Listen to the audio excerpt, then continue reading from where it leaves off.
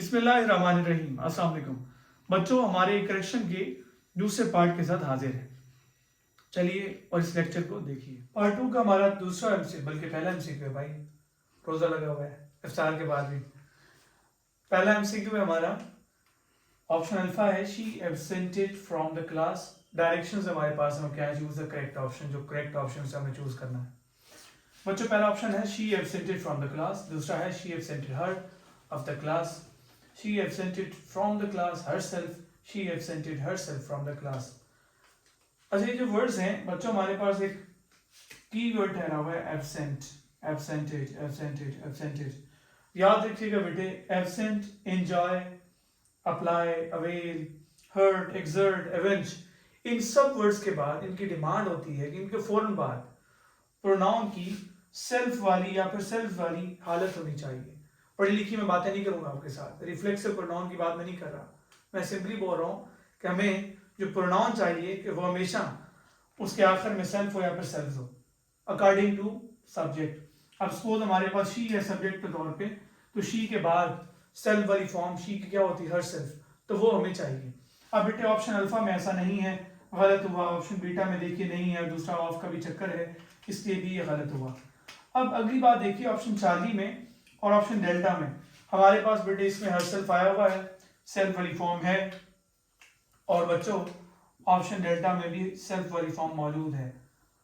अब मामला ये है बच्चों कि हमारे पास इन वर्ड्स के फौरन बाद इनको चाहिए। देखिए मैंने इनके पास प्लस किया है कि इनके फौरन बाद इसे चाहिए। अब जहां फौरन बाद है वो ऑप्शन सही है, जहां नहीं है वो ऑप्शन गलत है। डेल्टा ऑप्शन फौरन बाद, इसका मतलब डेल्टा ऑप्शन सही है और बेटे ऑप्शन चार्ली गलत हुआ। सेकंड एमसीक्यू हमारे पास, the chair's leg is broken. Option beta है the leg of the chair is broken, the leg of the chair's is broken, the chair leg is broken. बच्चों आप समझ गए होंगे, बेसिकली अपोस्ट्रोफी का इस्तेमाल है पोजीशन के लिए। लिविंग थिंग्स के साथ हम पोजीशन के लिए अपोस्ट्रोफी लगाते हैं, नहीं तो ऑफ लगाते हैं। इसका मतलब हमारे ऑप्शन अल्फा में जो प्रॉब्लम है, चेयर्स लेग नहीं हो सकता है, हमारे पास एरर है। इसे होना चाहिए बेटे the leg of the chair, तो जहां पर ऑप्शन है वो मौजूद है वो ठीक होगा। हमारे पास ऑप्शन जो बीटा है वो बेस्ट ऑप्शन है। चार्ली ऑप्शन को देखते हैं बेटे, एरर कहाँ है वहां पे। अब देखिए ऑफ भी आया हुआ है और दूसरा चेयर्स भी आया हुआ है, तब यहाँ पे एरर था, इसलिए गलत है। उसके बाद the chair leg is broken, ना तो उसने कोई प्रपोजिशन लगाया और ना ही कोई आपके पास पोजीशन के लिए कोई और मार्क लगाया। वैसे तो वो भी गलत है मार्क, लेकिन फिर भी इसमें कुछ भी नहीं है, तब भी ये गलत है। तो ऑप्शन बेस्ट हमारा है बीटा ऑप्शन। अब ये पोजीशन वाला अपोस्ट्रोफी कब हो सकता था, अगर फर्ज करें यहाँ पर हम किसी हमारे कजन अली की टांग तोड़ देते, फिर होता अलीज लेग, फिर सही होता। अब यहाँ पर the leg of the chair होगा, तो option beta is best option. Third MCQ हमारा, ऑप्शन अल्फा है each of us has a pen, each of us have a pen. Option Charlie है each of us have pen, और option delta है each of we has a pen. बच्चों जरा इसको देखिए, इसके लिए मैं आपको सोल्यूशन बता रहा हूँ। आसान सी बात है हमारे पास बेटे कि जब भी कभी हमारे पास एक निमोनिक आ जाए, नीनो, नीनो ऑफ। बच्चों नीनो क्या है, N stand for neither, each, E for each, E for every, N for none, and O for one. जब इनके बाद ऑफ हो, इस तरह के जो एक्सप्रेशन है, each of, none of, neither of, इसके बाद बेटे हम सब्जेक्ट हमेशा लगाते हैं प्लूरल, जमा का सब्जेक्ट होगा, लेकिन हमारा वर्ब होगा और सिंगुलर होगा। अब जरा इस एक्सप्रेशन के ऊपर गौर करिए बच्चों। हमारे पास बेटे ऑप्शन अल्फा में देखिए, option beta, option Charlie, option delta, सब में प्लूरल है। एक मैंने एमसीक्यू को जानबूझ के तब्दील किया है, यहाँ पर अस यहाँ पे जा रहा है, वो सब मामला ठीक है, कहीं पर भी कोई खराबी नहीं है। इसके बाद यहाँ पर जरा गौर करिए, तो यहाँ पे एक प्रॉब्लम आ रही है कि मैंने यहाँ पे वी लगा दिया। बेटे एक बात याद रख लीजिए, अगर प्रोनाउन आएगा तो हमेशा प्रोनाउन का ऑब्जेक्टिव केस आएगा। ईच ऑफ, इस सारे एक्सप्रेशन के बाद अगर प्रोनाउन होगा तो ऑब्जेक्टिव केस, मतलब जिसमें अस आया हुआ है, वी का अर्थ, तो वो होगा। अगर माय है तो फिर माय नहीं होगा, आएगा मी होगा, इसलिए बेटे ही का हिम होगा और देगा देम होगा। ये बात याद रखिएगा। अगली बात बच्चों, ये एक्सप्रेशन तो सेम है। उसके बाद हमारे पास जो सब्जेक्ट है, ये वाला सब्जेक्ट की बात कर रहे हैं, सारे प्लूरल ही हैं। अगली बात है वर्ब ढूंढना है, वर्ब कैसा होना चाहिए, सिंगुलर होना चाहिए। अब बेटे सिंगुलर वर्ब हमारा सिर्फ मौजूद है ऑप्शन अल्फा में और ऑप्शन डेल्टा में। अब हमारे पास ऑप्शन जो चार्ली है और बीटा है, इनकी बेटे हो चुकी है छुट्टी, ये नहीं हो सकते। अब यहाँ पर देखिए वर्ब हमारा दोनों में सिंगुलर है, बात सही है, लेकिन आगे एक प्रॉब्लम आई हुई है इसके डेल्टा के अंदर कि हमारा पैटर्न प्रोनाउन का ठीक नहीं था। सो ऑप्शन डेल्टा गलत है हमारे पास। बेस्ट ऑप्शन जो है बेटे वो ऑप्शन अल्फा है। फोर्थ एमसीक्यू हमारा है बच्चों, ऑप्शन अल्फा देखिए, either you or me are wrong, either you or I am wrong, either you or I is wrong, either you or I were wrong. अच्छा, इसको मैं थोड़ा ठीक कर दूं, स्टेटमेंट यही है, सही है। इस वर्ड को मैं एक और कर रहा हूँ आर, ताकि आपका एक और कॉन्सेप्ट ठीक हो जाए।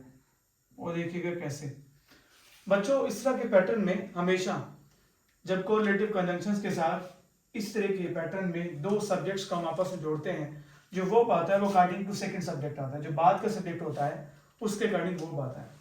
और हमेशा सब्जेक्ट आपको पता है हमेशा सब्जेक्टिव केस में ही होता है, ऑब्जेक्टिव केस में नहीं होता। अब बेटे देखिए हमारे पास ऑप्शन अल्फा में जो प्रॉब्लम है वो क्या है, मी का यहाँ पर आई होना चाहिए था, और अगली बात ये यू के अकॉर्डिंग आर आया हुआ है, ये आई के अकॉर्डिंग नहीं है। सो आपका ऑप्शन अल्फा गलत हुआ। ऑप्शन बीटा को देखिए, either you or I am wrong. अब हमारे पास बेटे आइदर आर के कॉम्बिनेशन से जब सब्जेक्ट जुड़ते हैं तो दूसरे सब्जेक्ट के अकॉर्डिंग हम वर्ब लगाते हैं, तो आई के अकॉर्डिंग क्या आना चाहिए, एम आना चाहिए। इसका मतलब ऑप्शन जो बीटा है हमारा वो करेक्ट है। ऑप्शन चार्ली को देख लेते हैं बेटे, वो क्यों गलत है। आइदर यू और आई इस, तो ना तो यू के साथ लग सकता है ना ही आर के साथ, तो ये तो वैसे ही गलत हुआ बेटे। नेक्स्ट बच्चों डेल्टा ऑप्शन जो है, either you or I M की जगह पे आर आया हुआ है, रॉन्ग। अब देखिए बेटे हमारे पास क्या है, यू के साथ नहीं आना था हमारा सब्जेक्ट, सॉरी वर्ब, बल्कि आई के अकॉर्डिंग आना था, तो बेटे इसलिए आर गलत है। इसे क्या होना चाहिए था, आई एम, जैसा कि हमारे पास ऑप्शन बीटा में था। तो बाकी सोल्यूशन ये आपके पास लिखा हुआ है। नेक्स्ट बेटे एमसीक्यू देखते हैं बच्चों, जरा इसको देखिए हमारे पास पांचवें एमसीक्यू को। The teacher with the students go outside. Option beta, the teacher with the students are going outside.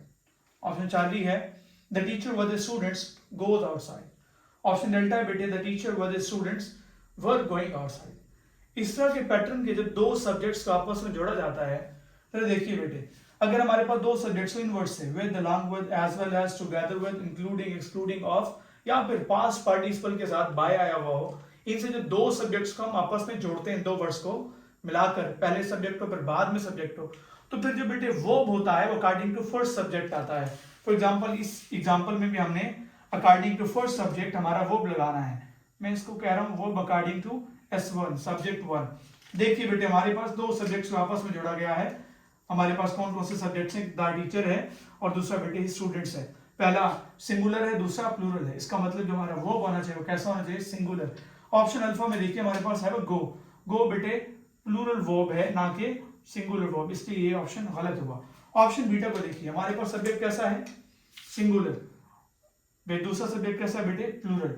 किससे जोड़ा गया, विद से। इन्हें जोड़ा है विद, इसका मतलब डिमांड उसकी है अकॉर्डिंग टू फर्स्ट सब्जेक्ट होना चाहिए वर्ब।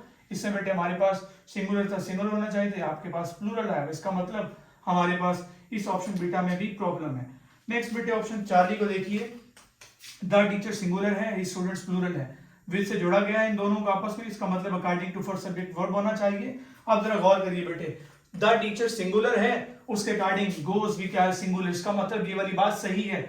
और बेटे अब आपके पास ऑप्शन चार्ली बेस्ट ऑप्शन है। ऑप्शन डेल्टा को देखिए क्यों गलत है।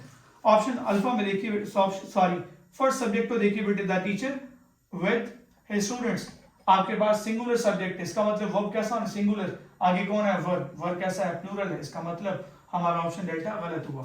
अगर यहाँ पर बेटे वॉज गोइंग होता तो ठीक होता, और अगर यहाँ पर इज गोइंग होता तब भी ठीक होता, लेकिन अब ऐसा ऑप्शन कोई मौजूद नहीं था, सारे प्लूरल थे, गो भी प्लूरल था, आर भी प्लूरल वर्ब है, और उसके बाद वर्ब भी प्लूरल वर्ब है। According to first subject verb आना चाहिए था, और चूंकि बेटे Charlie option the teacher singular था, इससे आपके पास कौन आया था, go singular. So Charlie option best option. यकीनन स्टूडेंट्स आपने इस लेक्चर को बहुत एंजॉय किया होगा। अगर आपने पार्ट फर्स्ट की इसका पार्ट फर्स्ट नहीं देखा तो उसकी डिस्क्रिप्शन में लिंक मौजूद है, आप जाकर उसे ओपन कीजिए, उसे खोलिए और देखिए। यकीनन आपके 5 नंबर कंफर्म हो चुके होंगे। और थैंक्स कमेंट सेक्शन में जरूर लिखिएगा। अल्लाह हाफिज। और पार्ट 3 का थर्ड जो पार्ट है उसका वेट करिए, वो भी जल्द आने वाला है।